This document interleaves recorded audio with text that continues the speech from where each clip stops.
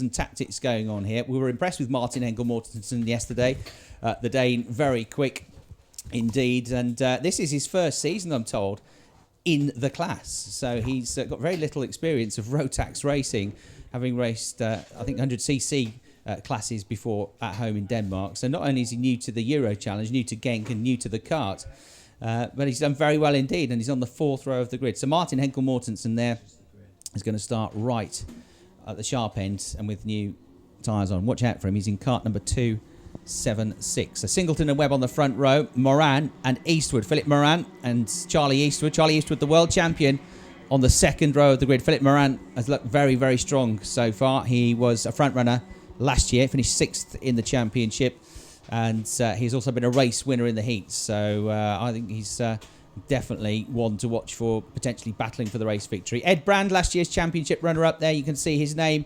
He starts on the 3rd row of the grid. He's in kart 202, the British driver. And then Jiri Foreman, who finished 8th in last year's championship and had a best result of 4th at Salbury in France. He starts on the outside of the 3rd row of the grid. Then it's Henkel-Mortensen and Van Bogart on row 4. Max Weinziel and Jan Jonk there on row 5. Yup and Myers on row 6. Delarts and Weprin on row 7. Then Pierce Lehane, the Australian driver, who's only back that far because he got a bit of a punt in one of the heats, but has been very quick this weekend. Watch for Pierce. He's there on the 8th row of the grid. And the driver for Dan Holland Racing, the Australian in kart 231, hopefully for him, will make progress from there, as will the driver that's alongside him. You got one from Australia, one from about as far away from Australia as you can get, far northeast Scotland, from Aberdeen, Carl Fowley. He's there on the 8th row of the grid, and again, he shouldn't be that far down. He's been much, much quicker than that. He's been in and around the top 3 most of the time this weekend, but he did get forced off the road in one of the races, which is why he's down on the 8th row. So expect to see Carl Fowley having a bit of a charge in this race. He's in kart 225. The 9th row, Michael Cool, another driver, the Belgian driver who's impressed this weekend, who's been quick, who shouldn't be that far down the order, but he's had just one bad result. So watch for Michael Cool to come through as well from 17th on the grid. Tihonen on row 9. On row 10, Barton and Varley. Row 11, Van Paris and Dennison. Row 12, Kazan and Turner. Row 13, Dabsky and Earden. Vermeulen and Talvar on row 14. And then we got the 6 that joined the back of the grid, having come through the second chance heats. Van Splunteren, Joe Van Splunteren, who we've heard from a couple of times, former European champion. And let's see what he can do from the 15th row. And then Ludovic Moran is alongside him. So those are the 34 qualifiers you saw on screen. And this is the last of our pre-finals, of the finals from 13:30 onwards. And this one's going to be a 13-lap race. So a 13-lap race for this one. And the coming round, ready for Ken Walker to call them off the start line. Yes, as Chris Hartley has said, some of those guys further back, they're only further back because of one piece of misfortune. Watch the likes of Kenny Vermeulen coming forward from row 14, Pierce Lehane from row 8, to name but 2. But hey, keep an eye on James Singleton, Harry Webb, Philip Morin, Charlie Eastwood, Ed Brand. Can you get better than that? Well, it's not a very even start because Harry Webb, often from the off-pole position, chooses to concede the opening, 20, 30 yards or so. And so James Singleton has jumped into an easy lead from pole position, followed by Philip Morin and Ed Brand. That's not Ed Brand, that's Harry Webb slotting in there, isn't it? Charlie Eastwood as well, we can see Ed Brand behind them in 4th place. But James Singleton, who has shown us 2 things. One, that he can jump out of the trap from pole position and establish a big lead, but he can concede the lead and regain it. And the point I think I'm trying to make, very much an all-round racer, James Singleton, not just a front runner. Philip Morin, well, I know that he wasn't that happy yesterday, and yet he hadn't really done anything wrong. And in this early stage of the senior pre-final, getting himself a little bit of distance from the 3rd place Tony Cart that's chasing him. Harry Webb dips his head. James Singleton from Wales, Philip Morin from Sweden, Harry Webb from England, and a guy who both Chris and myself have been impressed with, Martin Weinziel, in front of the world champion in these early stages. Ludwig Morans made a terrific start to the race in 16th place, having just qualified on the back of the grid from the second chance heat. And Piers Lehane up to 9th early on from 17th. With a move on Henkel Mortensen into the final corner. Henkel Mortensen on the new slick, so maybe it's taken a couple of laps to get them just scrubbed in a little bit better. The one that really lost out was Yuri Foreman coming out of turn one. He got forced onto the grass, and Yuri Foreman, who started near the front in kart 208, down in 15th place at the end of the first lap. They come back towards us at the end of the second then. You'll see them about to, on screen, run into the final turn with 204. James Singleton leading the way. And I suppose sometimes the Neely man last year, but he looks determined this year, and he's been driving perfectly. But Philip Moran has been there with him all the time. And Philip Moran, under attack, wasn't he there? It was nearly a move, that, from Harry Webb, Ken. Yeah, Harry just showed his nose to Philip Morin, and I did say yesterday in commentary that when Harry chooses to make a move like that, he tends to make it happen. Well, on this case, he didn't, and so the net result is that Harry's lost a bit of ground on Philip Morin and on James Singleton. The good news for Harry is that he's not lost any places, because there's really quite a buffer now, a cushion between the third place driver Harry Webb and the fourth place driver Martin Vinzil. And in fact, Charlie Eastwood getting, well, not really sure about Charlie, looking over his right shoulder, didn't look in the greatest of comfort at that particular moment, Charlie Eastwood. Kart number 234, looking over his right shoulder again. Just wonder if everything's okay with that machine, because Charlie, again, looking over his shoulder, Chris. As you go to commentary, I'm going to keep an eye on the world number one. I just wonder if something's wrong with the Irish. Yeah, and Henkel Mortensen just gains a place coming out of the first turn. And who was that? Bas de Laat was the other one, and both of them found a way past Jupp. So Jupp falling back there. He was the one looking over his shoulder, also going down the back straight in the 266 kart. So Connor Jupp losing 2 places there. Henkel Mortensen might well be one to watch now on these new slicks, now that they've got a bit of temperature in them. So the Dane is up into 7th place now, the green kart with the orange coloured helmet. So keep an eye on the driver in 7th place. Here they come towards turn 9 then. The top 3 equidistant. They get back to 4th and 5th. 4th and 5th, look there, nose to tail as they come out towards the end of this lap. In 4th place, it's Ed Brand, right behind him in the blue and yellow kart suit is Max Weinzierl, who was impressive yesterday. And the German driver now gets a good run coming out of the final turn. Puts a hand down, tweaks the carburation, tries to eke a little bit more power out of his kart. Gets right onto the tail of Ed Brand, but can't find a way through. So Brand remains in 4th place for the time being. Yeah, Charlie Eastwood has maintained station in 6th place, so there wasn't a disaster in the making, but I'm afraid it's a long way from South Africa to Genk, Belgium, to find you've got a mechanical defect. But Eugene Denason, who actually is only very, very low down in the top 30 in 28th place, being fetched in on a mechanical defect. At least he's gone better than Kyle Fowley. Kyle Fowley was the only driver who didn't complete that opening lap. All of the other 33 drivers are on lap 5 now, but a big, big surprise, big names, world and European champions. Joey van Splunteren, admittedly only starting from the back, 31st, and Luke Varley down in 32nd. There must be a story there. This is the start of lap 6.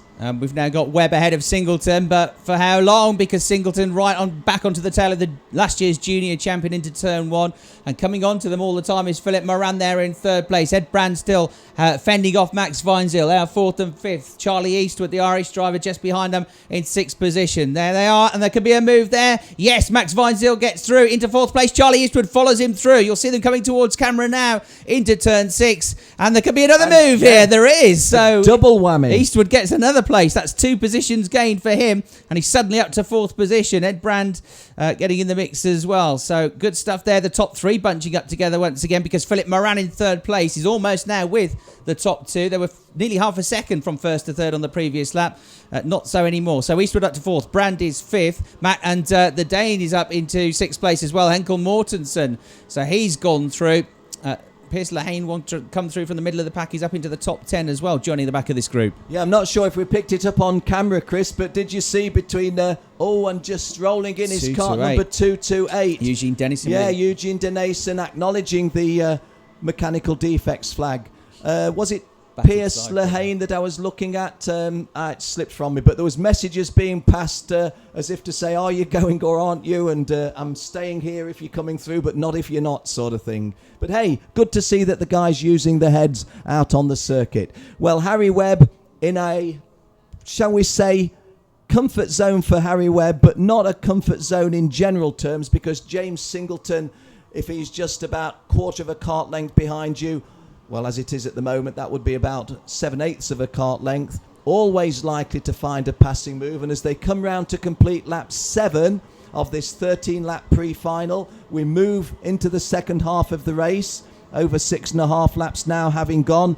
And James Singleton, I always think, Chris, this is a good point at which to say it. Harry Webb, who looks very aggressive in driving when he's coming forward, can often look almost a little defiant in front, as if to say, look, I'm here, what are you going to do? Not so sure that it's always the best interpretation that I'm putting on it, but James Singleton now really applying the heat to Harry Webb. Philip Moreen handily placed if there's any pieces to be picked up.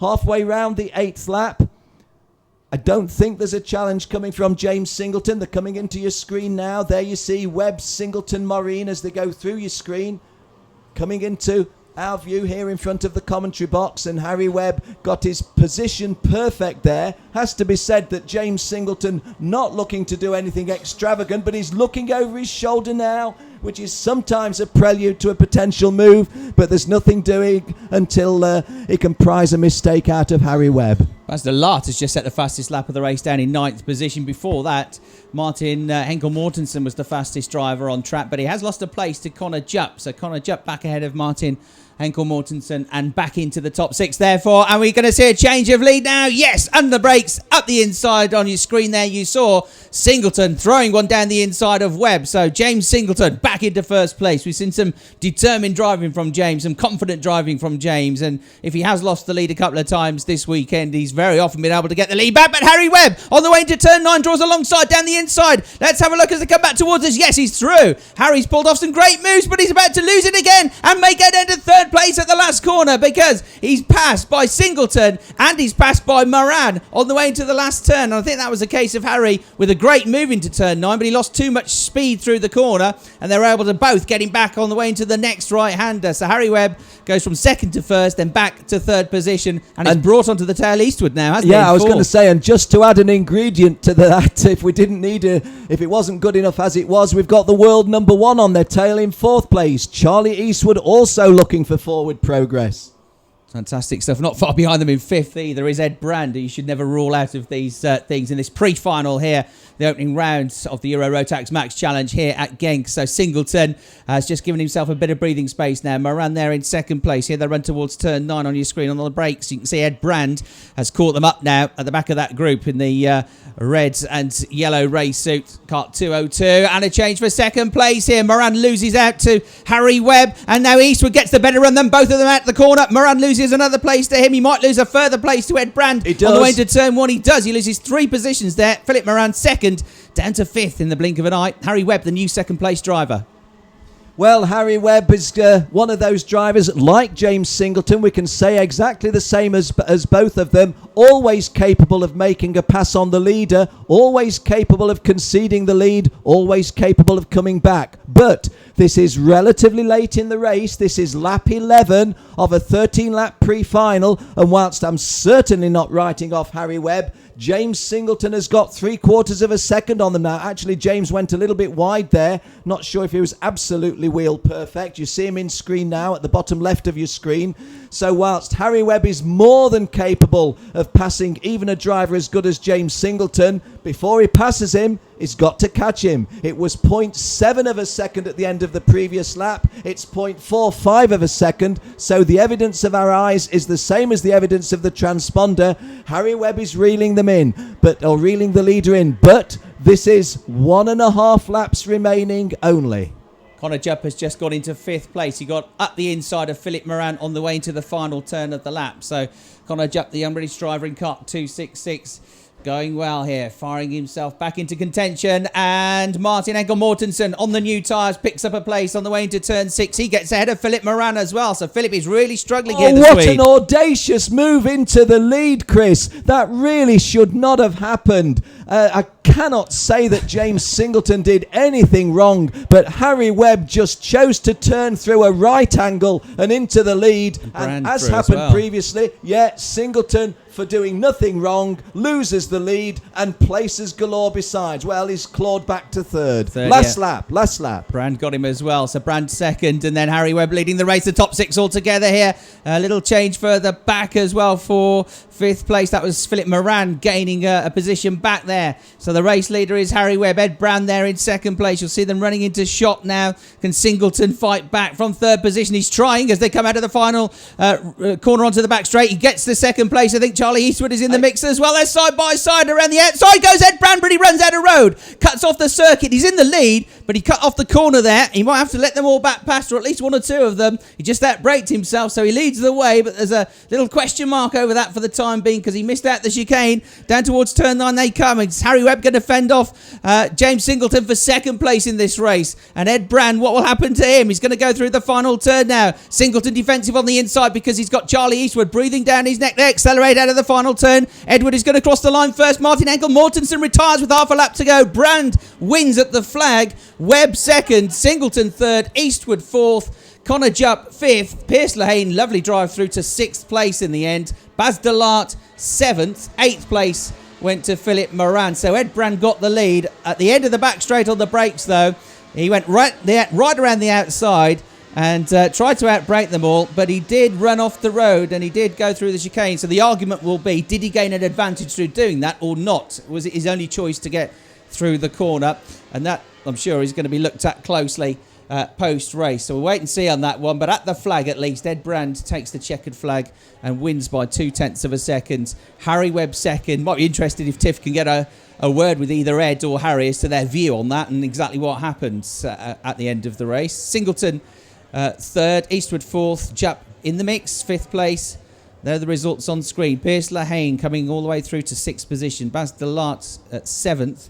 In 8th place, Ludwig Moran. Good drive, really good drive from him to get through into the top 10. Oliver Myers also with a good drive through into 9th place. Leonard van Bogart 10th. Avo Talvar, the Estonian, was 11th. Kenny Vermeulen, look, he just about scraped into this final, but we were saying earlier on how quick he was, and he set the fastest lap of the race there, right towards the end with a 55.345. So Kenny Vermeulen driving really well for the home nation here for Belgium to come through from, 28th on the grid, 27th I think he was, 27th through to 12th place, 15 positions gained for Kenny.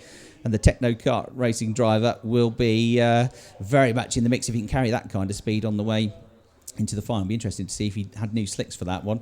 Philip Moran then in 15th place. Foreman, Tihonen, Norris and Weinzierl 16th, 17th and 18th. In 19th place, Brian Eden. Disappointment there for Max Weinzierl, wasn't it? He looked strong at the start of that race. Michael Kuhl also was higher than that at one point, but dropped back down to 20th position. Jan Jonk, Petra Betzel, Jules Kazan just outside the top 20 positions. A real shame for Carl Fowley there, who went out on the first lap as well. Right, Tiff is down there with the driver that crossed the line first, Ed Brand. Over to you, Tiff.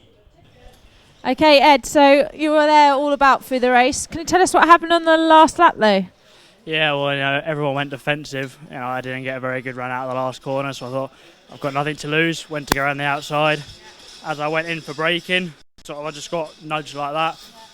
If I didn't go take the route I did, I'd have gone in the barrier, so just turned out like I ended up in front. I think I would have made the corner if I didn't get the nudge, so just got to wait and see what they think of it, really. So you were forced that way? Yeah, it's not the normal racing line. I had to take to grass and everything.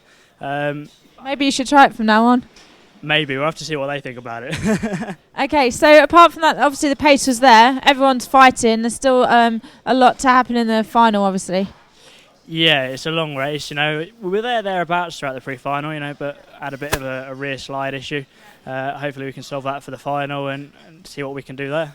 Okay, good luck. Thank you. Thank you very much. Thanks, Tiff. Ed Brand there, the race winner. And just talking to Tiff, asking the question about that incident on the last lap, and Ed saying to us, you won't have heard that if you're here at the circuit, but online, Ed saying to us that he was forced out wide. He had nowhere to go and had to run off the circuit to get through the corner, which he did. I'm sure there'll be one or two others that argue that that's gained him an advantage, but Ed will argue, well, I couldn't go anywhere else without causing an accident. So that's one that will be looked at. But for the time being, there are the provisional standings with Ed Brandt winning the race and therefore gaining the most championship points with 34. Harry Webb, strong drive once again from the junior come senior, 33 points for him. James Singleton, third in the standings on 32. Charlie Eastwood, who got a fair few bits of contact placed upon him, survived them very well. Fourth in that race, 31 points. Connor Jupp in fifth place picks up 30 points. His teammate Pierce Lahane coming through very nicely indeed to sixth position and 29 points for him. Bas de Laart, who was the quickest driver on track in the middle of the race, 28 points. Ludwig Moran, good drive through for the Swede from a lowly grid to get through to 8th position, and 27 points for the Paul Car Racing driver. Oliver Myers at 9th on 26 and 25 points to Leonard van Bogart. And on that front sheet, the one that really stands out away from the top three, Kenny Vermeulen, who has driven really well all weekend and very unlucky to start so far down the grid, but he came back superbly well in that race. So that brings to a close the pre-finals here, and here's the timetable for the rest of the afternoon. Our lunch break now, so there'll be no on-track action for an hour or so, but at 13:30 local time we'll begin the round one finals here at Genk for the Rotax Euro Challenge. The finals, DD2 will be first out, a 16-lap race for them, and that commences at 13:30. Rotax Juniors have a 12-lap final at 1400 hours local time here in Belgium.